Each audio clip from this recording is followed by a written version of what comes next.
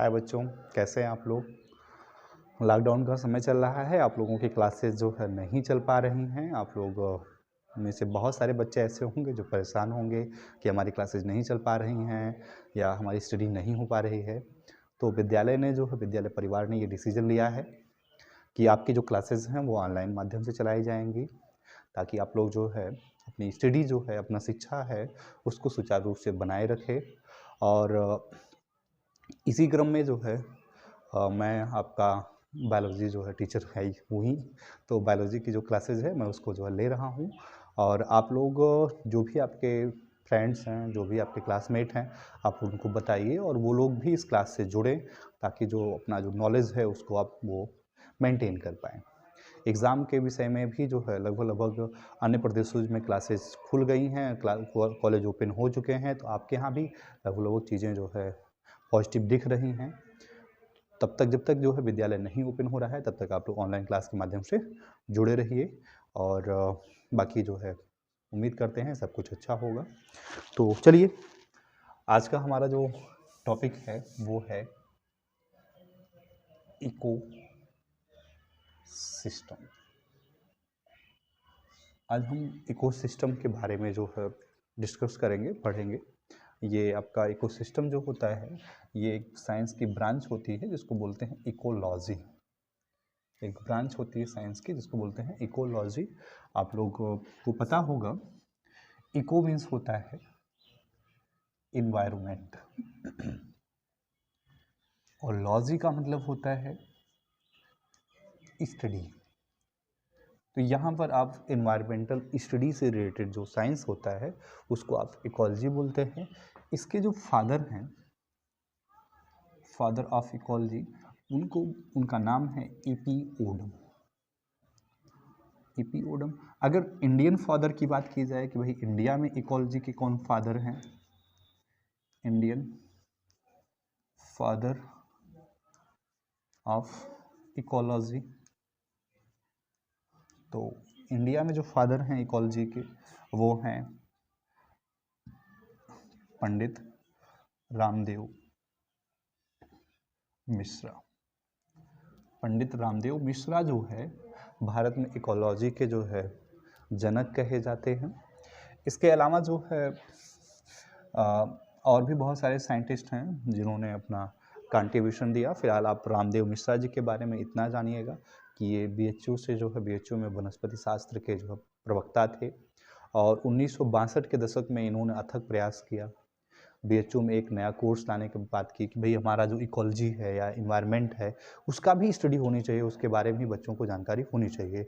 तो उसी क्रम में इन्होंने जो है इकोलॉजी एक ब्रांच की स्थापना की और धीरे धीरे जो है इनके स्टूडेंट्स और फॉलोअर्स जुड़ते गए और इसका परिणाम ये हुआ कि आज पूरे ऑल ओवर इंडिया में इकोलॉजी एक बायोलॉजी की एक बहुत बड़ी ब्रांच बन गई है।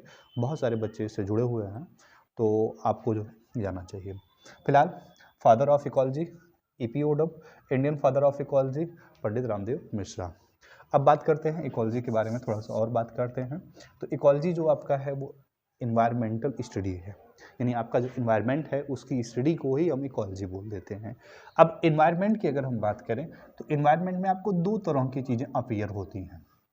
एक वो चीज़ें होती हैं जिनको आप बायोटिक कह सकते हैं, बायोटिक, या फिर आप कह सकते हैं लिविंग। और एक चीज़ें वो होती हैं जो एबायोटिक होती हैं, कह सकते हैं आप नॉन लिविंग कर सकते हैं। आप अपने आसपास इन्हीं दो तरह की चीज़ों को देखते हैं, एक लिविंग चीज़ों को देखते हैं और एक नॉन लिविंग चीज़ों को देखते हैं। और इन्हीं लिविंग और नॉन लिविंग का जो इंट्रैक्शन होता है, जो आपस में मिलकर जो सिस्टम बन रहा होता है, उसी को तो हम इन्वायरमेंट कहते हैं। तो हमें यहाँ इन्वायरमेंट में लिविंग और नॉन लिविंग दोनों की स्टडी करनी है। कौन सी लिविंग, कौन सी नॉन लिविंग?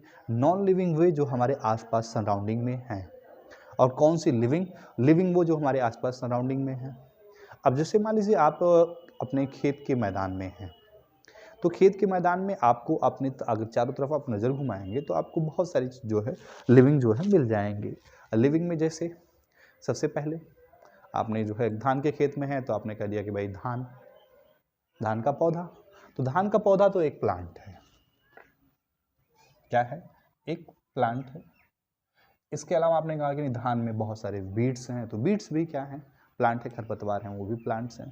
फिर आपको वहीं पे कुछ जो है हो सकता है तितलियां दिख जाएं, भंवरे दिख जाएं, या फिर सांप दिख जाए, मेढक दिख जाए, ये सब भी क्या है, लिविंग ही है।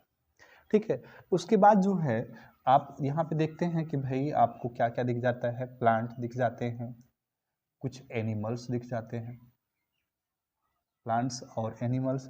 इसके अलावा कुछ चीज़ें ऐसी होती हैं जो आपको नहीं दिखती हैं, जो नहीं दिखती हैं वो होते हैं बैक्टीरिया, छोटे छोटे फंगस जो आपको नेक्ड आई से नहीं विजुअल होते हैं, तो इनको आप कह देते हैं माइक्रो ऑर्गेनिज्म। ये होते हैं माइक्रो ऑर्गेनिज्म। तो आपको लिविंग में जो है दिख गया क्या क्या, प्लांट दिख गया, एनिमल्स दिख गए और माइक्रो ऑर्गेनिज्म दिख गए। अब इनको जो है अकॉर्डिंग टू इकोलॉजी जो भाई, चूंकि प्लांट्स में डिफरेंट डिफरेंट प्लांट्स हैं और डिफरेंट डिफरेंट एनिमल्स हैं, माइक्रो ऑर्गेनिज्म्स हैं। जैसे हम प्लांट की ही बात करें तो कुछ प्लांट्स ऐसे होंगे छोटे साइज के होंगे, कुछ बड़े होंगे, कुछ जो है बहुत बड़े हो सकते हैं। आपको जो मैदान है तो भाई हो सकता है कुछ बड़ा प्लांट आपको दिख जाए। एनिमल्स भी तरह तरह के दिख सकते हैं, कुछ शाकाहारी दिख जाए, टिड्डा दिख गया तो वो शाकाहारी है, आपको खरगोश दिख गया तो वो शाकाहारी है, लेकिन वही लोमड़ी दिख गई तो वो शाकाहारी तो नहीं है, तो मांसाहारी है। फिर उसके बाद जो है आपको मान लीजिए लोमड़ी के अलावा नेवला दिख गया तो वो भी तो मांसाहारी है, आपको सांप दिख गया तो वो भी मांसाहारी है। लेकिन अगर आपको वहीं पे बांझ दिख गया या कोई चिड़िया दिख गई तो वो शाकाहारी और मांसाहारी तो दोनों हो सकती है। तो इस तरीके से जो है आपको जो लिविंग दिखेंगे, लिविंग में भी बहुत सारी कैटेगरीज दिखेंगी। तो लिविंग को इकोलॉजी में जो है एक डिफरेंट टाइप से डिवाइड किया गया है। आपके जो आप जो सोचते हैं उसी थिंकिंग को एक नया रूप दे दिया गया है कि नहीं, इनको इस तरीके से हमको डिवाइड करना है। अब फॉर एग्जांपल जैसे हम बात करते हैं कि जितने भी प्लांट्स होते हैं उनको इन्होंने 3 कैटेगरीज में डिवाइड कर दिया। कैटेगरीज थी ये कि प्रोड्यूसर, 3 कैटेगरी हो गई। पहले प्रोड्यूसर हो गई, प्रोड्यूसर के बाद दूसरा होता है कंज्यूमर, एंड जो थर्ड कैटेगरी आपकी होती है वो होती है डिकम्पोजर। ठीक है, अब यानी आपकी जो बायोटिक सिस्टम है, लिविंग सिस्टम में जो ऑर्गेनिजम्स हैं उनको 3 कैटेगरी में डिवाइड कर दिया गया। प्रोड्यूसर में डिवाइड कर दिया गया, कंज्यूमर में डिवाइड कर दिया गया और डिकम्पोजर में डिवाइड कर दिया गया। अब आप कहेंगे सर ये प्रोड्यूसर क्या है, कंज्यूमर क्या है, डिकम्पोजर क्या है? तो ऑब्वियस सी बात है बच्चों कि प्रोड्यूसर में प्रोड्यूस वर्ड जुड़ा हुआ है, यानी वो ऑर्गेनिज्म जो किसी चीज़ को प्रोड्यूस करे। अब चूंकि आप इन्वायरमेंट की बात कर रहे हैं तो इन्वायरमेंट में क्या वो प्रोड्यूस कर सकता है? हर कोई अपने खाने की चिंता करता है, तो वो ऑर्गेनिज्म जो कुछ खाने वाला प्रोड्यूस कर रहा है, यानी जो भोजन बना रहा हो, वो लिविंग जो भोजन बना रहा हो, उसको हमने प्रोड्यूसर की कैटेगरी में रख दिया। अब आप कहेंगे सर ये तो इसमें तो सारे प्लांट ही आते हैं। हाँ, इसमें सारे प्लांट इसी कैटेगरी में आते हैं। वो फोटोसिंथेसिस करते हैं, अपना फूड बनाते हैं, और वो फूड जो है उनका अवेलेबल होता है नेक्स्ट लेवल का जो ऑर्गेनिज्म होता है उसके लिए। एक पौधा होता है, धान का पौधा है, धान का पौधा सूर्य के प्रकाश से फोटोसिंथेसिस करेगा, अपना भोजन बनाएगा, अपना भोजन से वो अपनी जो लाइफ साइकिल को भी आगे बढ़ाएगा, लेकिन उसके बाद भी उसके पास कुछ फूड मटेरियल बचा रह जाता है जो कि अन्य जो है जीव उसको खा करके अपना जीवन यापन करते हैं। फॉर एग्जाम्पल जैसे आप समझ लीजिए कि धान के पौधे पर टिड्डा आके बैठ गया, तो टिड्डे ने धान की पत्तियां खाई, तो टिड्डे का भी जीवन यापन हुआ उस, ठीक है। या फिर धान के पौधे को थोड़ा सा खरगोश ने खा लिया, तो खरगोश का भी जीवन यापन हुआ। या धान के जो है सीड को जो है पक्षी ने खाया, तो पक्षी को भी वहाँ से ऊर्जा मिली। लेकिन इन जो ऊर्जा या जो भोजन पदार्थ का स्थानांतरण हो रहा है, इसका स्थानांतरण का जो मुख्य स्रोत है वो प्रोड्यूसर ही है, भोजन तो वही बना रहा है। तो प्रोड्यूसर के अंतर्गत जो है जितने ग्रीन प्लांट्स होते हैं या जो वो ऑर्गेनिज्म जो फोटोसिंथेसिस करते हैं उनको प्रोड्यूसर कहते हैं। अब प्रोड्यूसर के बाद बात आगे बढ़ती है कि भाई खाना तो बन गया, पौधे ने अपने खाने भर की जो चीज़ों को अपने बॉडी में जो है क्या किया, यूटिलाइज किया, लेकिन तब भी कुछ एक्सेस मटेरियल बच गया सीड के रूप में, फ्लावर के रूप में, लीव्स के रूप में। तो इसको कौन खाएगा? तो इसको खाने वाले जो अगले कैटेगरीज आती है जिसको हम बोलते हैं कंज्यूमर, जो उपभोग करे, इनको उपभोक्ता भी बोलते हैं। प्रोड्यूसर को उत्पादक बोलते हैं, कंज्यूमर को उपभोक्ता बोलते हैं। तो उपभोक्ता का नाम ही है उपभोग करने वाला, यानी जो प्रोड्यूसर ने जो फोटोसिंथेसिस से भोजन बनाया उसको अब कंज्यूमर खाएगा। तो अब कंज्यूमर की भी कई कैटेगरी होती है, कुछ शाकाहारी होते हैं, जो सीधे सीधे सिर्फ पौधे को ही खा रहे हैं। कुछ मांसाहारी होते हैं, यानी जो पौधे को खाने वाले को खाना खा रहे हैं, और कुछ सर्वाहारी होते हैं जो पौधे को भी खा सकते हैं और या फिर जो है मांसाहारी वाला जो था उसको भी खा सकते हैं। अब इसको एक उदाहरण के माध्यम से समझते हैं। धान के पौधे ने सूर्य के प्रकाश से अपना भोजन बनाया। धान जो का पौधा हो गया प्रोड्यूसर। अब धान के पौधे को टिड्डी ने खा लिया या ग्रॉसहॉपर ने खा लिया, तो ग्रॉसहॉपर जो है धान के पौधे को खा रहा है, इसलिए हो गया कंज्यूमर। ये अपना भोजन तो बना रहा नहीं है, लेकिन ये कंज्यूमर में शाकाहारी है। ये धान के पौधे को ही खा रहा है, किसी जो है दूसरे जीव को खाने नहीं जा रहा है। तो अब इस टिड्डे को खा लिया मेढक ने, तो मेढक ने खाया तो मेढक हो गया मांसाहारी, क्योंकि मेढक पौधे को नहीं खाने जा रहा है। मेढक सिर्फ और सिर्फ किसको खा रहा है? टिड्डे को खा रहा है। अब मांसाहारी इस मेढक को कोई चिड़िया आई, भैया वो लेके उड़ गई। तो चिड़िया लेके उड़ गई तो चिड़िया ने किसको खाया? मेढक को खाया। तो मेढक चिड़िया हो गई सर्वाहारी, यानी मांसाहारी को भी खा रही, लेकिन वो टिड्डे को भी खा सकती है। इसके अलावा हो सकता है वो ग्रेन्स, जो धान का अनाज है, वो दाने हैं, उसको भी खा सकते हैं। तो ये सर्वाहारी की कैटेगरी हो गई। तो प्रोड्यूसर को खाते हैं कंज्यूमर। कंज्यूमर में कई कैटेगरी होती है, शाकाहारी, मांसाहारी, सर्वाहारी। और जब ये प्रोड्यूसर और कंज्यूमर डेड हो जाते हैं, धान का पौधा मर गया, इसकी लाइफ साइकिल कंप्लीट हो गई, या फिर आपका चिड़िया मर गई, ग्रास हॉपर मर गया, मरने के बाद उनका बॉडी तो या तो कोई खा लेगा, और कोई खा लेगा या तो ऐसे पड़ा रहेगा। तो ये पड़ा रहेगा या खा लेगा, खा लिया तो चलिए ठीक, खत्म हो गया। लेकिन जो अगर पड़ा रहा तो उसको जो है ठिकाने कौन लगाएगा? भाई अगर हर जीव मर करके ऐसे वातावरण में पड़ा रहे तो आपका वातावरण तो एकदम कवर हो जाएगा मरे हुए जीवों से। तो मरे हुए जीवों को हटाने का काम या उनको तोड़ करके छोटे छोटे कंपाउंड में बदलने का काम जो होता है वो डीकम्पोजर का होता है। वहाँ पे एक कैटेगरी आपने लिखी है माइक्रो ऑर्गेनिज्म, सूक्ष्म जीव, जिसमें मुख्य रूप से बैक्टीरिया और फंगस आते हैं। बैक्टीरिया और कवक आते हैं, या जीवाणु और कवक इसमें मुख्य रूप से आते हैं। ये क्या करते हैं? प्रोड्यूसर कंज्यूमर को सड़ा गला कर, उनकी मृत बॉडी को सड़ा गला करके मिट्टी में या हमारे इन्वायरमेंट में रिलीज कर देते हैं, उसको उनको खत्म कर देते हैं। अच्छा, एक बात ये भी है कि अगर हमारे इन्वायरमेंट में डिकम्पोजर ना हो तो ये धरती पूरी तरीके से लाशों से पट जाएगी या मृत जीवों के शरीर से पट जाएगी, क्योंकि मृत जीव का शरीर जब तक विखंडित नहीं होगा, टूटेगा नहीं, तब तक वो ऐसे वातावरण में पड़ा रहेगा। और तोड़ने का काम कौन कर रहा है? डिकम्पोजर कर रहा है। तो यानी वातावरण में डिकम्पोजर का होना अति आवश्यक है। जब तक वातावरण में डिकम्पोजर नहीं होगा तब तक बात आगे नहीं बढ़ेगी। आप यूं कह लीजिए कि आप प्रोड्यूसर को भी नहीं हटा सकते हैं वातावरण से, कंज्यूमर को भी नहीं हटा सकते हैं, और डीकम्पोजर को भी नहीं हटा सकते हैं। आप किसी भी अवयव को या किसी भी जो बायोटिक कम्युनिटी है, आप किसी को भी नहीं हटा सकते हैं। ठीक है। आप लोग बार बार कभी अक्सर आता है ना कि भाई हम जो है वातावरण से हम चलिए इससे कोई चीज़ हटा दी जाती है तो एक प्राकृतिक इम्बैलेंस या पर्यावरणीय जो है समस्या उत्पन्न होती है। आप चींटी को नहीं हटा सकते हैं, आप मधुमक्खी को नहीं हटा सकते हैं। लगता है कि आप जो है चींटी का क्या रोल है या मधुमक्खी का क्या रोल है। बच्चों, मधुमक्खी का बहुत बड़ा रोल होता है। मधुमक्खी क्या करती है? परागण आपने पढ़ा होगा। परागण में मधुमक्खी क्या करती है? हेल्प करती है। तमाम धान की फसल, तमाम फसलें होती है जिनमें मधुमक्खी के द्वारा परागण होता है। तो अगर आप मधुमक्खी को हटा देंगे तो वहाँ परागण का कोई दूसरा एजेंट अगर उपलब्ध है तो ठीक है, और नहीं उपलब्ध है तो परागण नहीं होगा, और परागण नहीं होगा तो वो फसल नहीं बनेगी, यानी उस जात के ऊपर संकट आ जाएगा। तो यहाँ जातियाँ एक दूसरे से जुड़ी हुई हैं, और जातियों का जो है आपस में जो समायोजन है वो बहुत अच्छे से मेंटेन है। जब इसमें मनुष्य हस्तक्षेप करता है तो ये समायोजन बिगड़ जाता है, और ये जब समायोजन बिगड़ता है तो एक प्राकृतिक इम्बैलेंस आता है, बहुत बड़ी समस्याएं आती हैं। आप लोग एक उदाहरण समझिए कि चीन में जो है 1962 के दौर में टिड्डियों से बड़ी समस्या थी लोगों को, कि भाई टिड्डी फसल को नुकसान कर रहे थे, तो टिड्डियों को मारने की प्रथा ये हुई कि भाई टिड्डियों को मार दिया जाए या चिड़ियों को मार दिया जाए। तो जब टिड्डियों और चिड़ियों को मारने की बात हुई तो हुआ ये कि जो है चीन की जो है फसल बर्बाद हो गई, वहाँ सूखा पड़ गया, अकाल पड़ गया। तो आप कहेंगे सर अकाल क्यों पड़ गया? क्योंकि भाई जो है जो टिड्डी थे या जो कीट थे, वो कीट फसलों में परागण का जो है काम करते थे। तो उन कीटों को आपने मार दिया, तो कीटों को जब मार दिया तो परागण तो हो नहीं पाया, तो परागण नहीं हो पाया तो फसल का उत्पादन नहीं होगा, बीज नहीं बनेंगे, फसल का उत्पादन नहीं होगा, और फसल का उत्पादन नहीं होगा तो जाहिर सी बात है कि चारों तरफ एक समस्या उत्पन्न होगी। अच्छा, चिड़ियों को अगर आपने मार दिया तो कीट जो है फसल को नुकसान कर रहे हैं, वो उनकी मात्रा बढ़ जाएगी तो वो फसल को चौपट कर देंगे।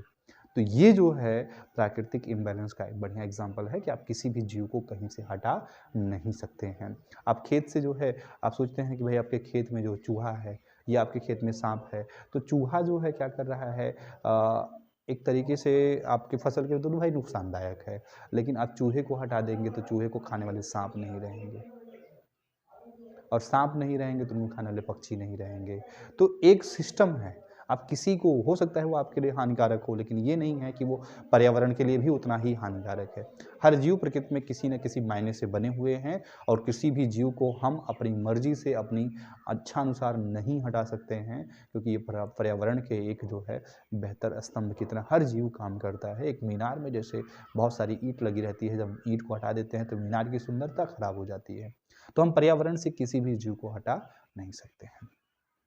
तो हमने बायोटिक की चर्चा की। बायोटिक में हमने कहा कि प्लांट, एनिमल, माइक्रो ऑर्गेनिज्म, या फिर यूं कह लीजिए प्रोड्यूसर, कंज्यूमर और डिकम्पोजर, ये तीन चीजें हमें अपने आसपास दिखती हैं। अब एबायोटिक की बात करते हैं। एबायोटिक जिनको हम नॉन लिविंग बोलते हैं। नॉन लिविंग में हमें कौन कौन से कंपोनेंट दिखते हैं, या क्या क्या चीज़ें हमें दिखती हैं जो हमारे पर्यावरण का संगठन या पर्यावरण का जो है संरचना बनाने में हेल्पफुल होती हैं। तो एबायोटिक में आपको क्या क्या दिख जाएगा? आपको ऑब्वियस सी बात है, सॉइल दिख जाएगी, मृदा दिख जाएगी। इसके अलावा आपको और क्या दिख सकता है? एयर दिखती, वायु जिसको आप लोग बोलते हैं। इसके अलावा और क्या है? टेम्परेचर, तापमान, ठीक है। इसके अलावा और क्या होगा? टेम्परेचर के अलावा वाटर, ठीक है। टेम्परेचर हो गया, वाटर हो गया, एयर हो गया, सॉइल हो गया, ये सारे एबायोटिक कंपोनेंट्स होते हैं। और ये एबायोटिक कंपोनेंट जो है हमारे पर्यावरण को मेंटेन करने में क्या करते हैं? हेल्प करते हैं। आप सॉइल के बिना जो है किसी चीज़ की कल्पना नहीं कर सकते हैं। जितने भी प्लांट्स होते हैं वो सॉइल में ही ग्रो होते हैं, तो अगर सॉइल नहीं है तो प्लांट्स ग्रो नहीं हो सकते हैं। रही बात एयर की, तो एयर की दो चीफ जो गैसेज होती हैं, इसमें सबसे पहले आपका कार्बन डाइऑक्साइड होती है, दूसरा आपका ऑक्सीजन होती है, एक गैस और होती है जिसको नाइट्रोजन बोलते हैं। तो कार्बन डाइऑक्साइड प्लांट्स के जो फोटोसिंथेसिस के लिए यूजफुल है, ऑक्सीजन हमारे श्वसन के लिए जरूरी है, नाइट्रोजन पौधों में जो है विकास के लिए जरूरी है। तो ये जाहिर सी बात है कि एयर जो वायु है ये भी पर्यावरण का एक अहम घटक है। इसके बिना पर्यावरण की जो है आप अवधारणा जो है बिल्कुल भी नहीं कर सकते हैं। टेम्परेचर की बात करते हैं। एक नियमित टेम्परेचर का होना जरूरी है, यानी अगर नियमित टेम्परेचर नहीं होगा तो जाहिर सी बात है कि कहीं ना कहीं जो है इम्बैलेंस क्रिएट होगा। आप जैसे देखते हैं कि अभी ठंड का मौसम चल रहा है, तो ठंड के मौसम में आपको बहुत सारे जीव नहीं दिखाई पड़ते हैं, वो शीत निद्रा में चले जाते हैं। तो टेम्परेचर जो है जीवों की क्रियाशीलता के लिए एक महत्वपूर्ण भूमिका निभाता है। गर्मी में आप देखते हैं बहुत सारे जीव व्याकुल रहते हैं, परेशान रहते हैं, तो इसका मतलब है कि टेम्परेचर भी जो है वातावरण के निर्माण में एक महत्वपूर्ण भूमिका निभाता है। आप टेम्परेचर को इग्नोर नहीं कर सकते हैं, क्योंकि ये टेम्परेचर क्या करता है? जीवों की क्रियाशीलता को निर्धारित करता है।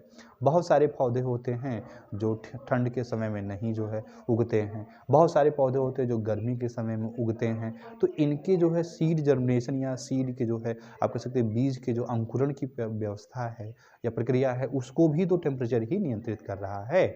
आप जो है ठंड के मौसम में धान के पौधे का फसल नहीं ले सकते हैं, आप गर्मी के मौसम में गेहूं की फसल नहीं ले सकते हैं। तो इसका मतलब है कि कहीं न कहीं एक टेम्परेचर का एक दायरा है जो इन जीवों के या इन पौधों के या इन कह सकते हैं इन ऑर्गेनिज्म की वायबिलिटी या सर्वाइविलिटी के लिए रिस्पॉन्सिबल होता है। ठंडी के मौसम में आपको जो है छिपकली नहीं दिखेगी, ठंडी के मौसम में आपको सांप नहीं दिखेंगे, मेढक आपको नहीं दिखेंगे, लेकिन वहीं उल्टे गर्मी के मौसम में आपको छिपकली बहुत ज़्यादा दिखाई पड़ जाएगी, कीड़े मकोड़े बहुत ज़्यादा मात्रा में दिख जाएंगे। तो ये कहीं ना कहीं टेम्परेचर जो है हमारे इन्वायरमेंट को प्रभावित करता है, यानी तापमान हमारे आसपास का जो इन्वायरमेंट है उसको प्रभावित करता है। फिर बात आती है वाटर की। तीसरा जो कंपोनेंट होता है वो वाटर होता है। क्या वाटर भी हमारे जो है आसपास को प्रभावित करता है या हमारे पर्यावरण को प्रभावित करता है? तो इसका उत्तर होगा हाँ। ठीक है। पृथ्वी की बात करते हैं, पूरे जितने भी ब्रह्मांड में अब तक जितने भी ज्ञात ग्रह हैं, उन ग्रहों में पृथ्वी ही एक ऐसा ग्रह है जहाँ पे जीवन उपस्थित है। तो ये जीवन उपस्थित है पृथ्वी पर, और उसके पीछे का जो मेन कारण बताया जाता है, वो आपका बताया जाता है कि भैया पृथ्वी पे जल उपस्थित है। जल के बिना जीवन संभव नहीं है। आप देखते हैं कि पृथ्वी का एक दो तिहाई कह सकते हैं, या तिहाई भाग जो होता है, ठीक है, 2/3 भाग जल से घिरा हुआ है। 75% पार्ट जो है जल से घिरा हुआ है। इसके अलावा 25% पार्ट जो है आपका लैंड है। अब इसमें भी, जल में भी देखते हैं कि बहुत सारे जीव, बहुत सारे विभिन्न प्रकार के आपके शैवाल हो गए, विभिन्न प्रकार की मछलियाँ हो गई, विभिन्न प्रकार के जलीय पौधे हो गए, ये सब के सब जल में पाए जाते हैं। लेकिन जो है इसके अलावा जल और क्या करता है, आप लोग जो प्रकाश संश्लेषण पढ़ते हैं, तो प्रकाश संश्लेषण में आप जल की बात करते हैं, भाई जल बहुत आवश्यक होता है प्रकाश संश्लेषण में, तो जल वहाँ पर भी आवश्यक है। और उसके अलावा जो है जल जो है बहुत सारे जो है रासायनिक अभिक्रियाओं के लिए भी एक तरीके से मीडियम का कार्य करता है। तो जल भी हमारे पर्यावरण को क्या करता है, मेंटेन करने का काम करता है। अब अगला जो घटक है वो है लाइट या प्रकाश। तो प्रकाश भी जो है जीवों के जो है जीवन में एक प्रकार का महत्वपूर्ण घटक है। जैसे आप सबसे पहले लाइट का सबसे पहला यूज तो फोटोसिंथेसिस में ही हो गया आपका, प्रकाश संश्लेषण में। प्रकाश संश्लेषण में लाइट के बिना प्रकाश संश्लेषण संभव नहीं है, यानी सूर्य की जो लाइट होती है उसी में प्रकाश संश्लेषण होता है। अच्छा, लाइट एक चीज़ और निर्धारित करती है जीवों की जो एक्टिविटी को। आप दो तरीके के जीव देखते हैं, एक डायअर्नल देखते हैं और एक नॉकटर्नल देखते हैं। डायअर्नल जिनको आप दिनचर बोलते हैं, और नॉकटर्नल जिनको आप रात्रिचर बोलते हैं। तो ये जीव भी जो है कहीं न कहीं जो है लाइट से ही इन्फ्लुएंस होते हैं, या इनकी क्रिया प्रणाली जो होती है वो लाइट से इन्फ्लुएंस होती है। डायअर्नल जो जीव हैं वो दिन में सक्रिय रहेंगे, नॉकटर्नल जो होंगे वो रात्रि में सक्रिय रहेंगे। तो इसके पीछे का जो मेन फैक्टर है वो आपका लाइट ही है। लाइट की वजह से ही ये जीव जो है सक्रिय और निष्क्रियता को जो है प्रदर्शित करते हैं। इसके अलावा आप फ्लावरिंग में भी जो है लाइट का अहम योगदान देखते हैं कि भाई फ्लावरिंग जो होती है, फ्लावरिंग या पुष्पन की जो प्रक्रिया होती है वो भी लाइट से ही इन्फ्लुएंस होती है। बहुत से पौधे ऐसे होते हैं जो दिन में खिलते हैं, जिनके पुष्प दिन में खिलते हैं। बहुत से पौधे ऐसे होते हैं जिनके पुष्प रात्रि में खिलते हैं। तो ये जो पुष्पन की प्रक्रिया है ये भी कहीं न कहीं लाइट से इन्फ्लुएंस ही होती है, लाइट से प्रभावित ही होती है। ठीक है, अब इन सब के बारे में हमको थोड़ा-सा ब्रीफ डिस्कशन करना होगा। एक-एक टॉपिक को हम लेंगे और इस पे हम ब्रीफ डिस्कशन करेंगे। काफ़ी जो है विस्तृत जो है इन पे हम चर्चा पर चर्चा करेंगे, क्योंकि संक्षेप में नहीं, आपको इन सब के विषय में ढेर सारा जानना है, अधिक जानकारी रखनी है। तो इसके विषय में हम जो है एक-एक टॉपिक को उठाएँगे और सबके विषय में जो है बेहतरीन तरीके से चर्चा करेंगे, ताकि हर विषय, हर टॉपिक पे हर जो छोटे-छोटे जो फैक्ट्स हैं, इन फैक्टर पे आपकी जो है पूरी जो है एक अच्छा सा कॉन्सेप्ट बन सके और आप अच्छे से इसके विषय में जान सकें। फिलहाल आज के लिए इतना ही। आपके जितने भी दोस्त हैं, जितने भी आपके जो है फ्रेंड्स हैं, जो आपके सहपाठी हैं, आप उनसे बोलिए कि ऑनलाइन क्लास से वो जुड़ें और जितना भी हो सके, जैसे भी हो सके, वो शिक्षा को ग्रहण कर सकें, क्योंकि बिना शिक्षा के जो इंसान पशु के समान होता है। तो आप लोग पशु तो नहीं हैं, आप लोग अच्छे बच्चे हैं। तो आप जितने भी लोग हैं वो शिक्षा से जुड़िए, ऑनलाइन क्लास के माध्यम से जुड़िए। जितना भी संभव हो पाएगा, जैसे भी हो पाएगा, हम बेहतर करेंगे, बहुत बेहतर करेंगे। धन्यवाद बच्चों।